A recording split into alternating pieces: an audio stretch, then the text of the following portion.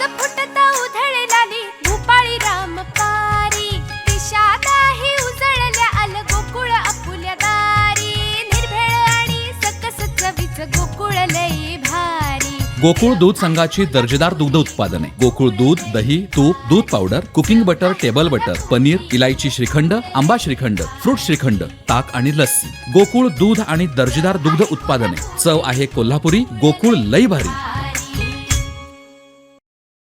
सावंतवाडी शहरातील सार्वजनिक नवरात्रोत्सव मंडळाच्या नवदुर्गांना मंगळवारी मोठ्या जल्लोषात निरोप देण्यात आला। यानिमित्त निघालेल्या भव्य मिरवणुका व दिखावे खास आकर्षण ठरलेत।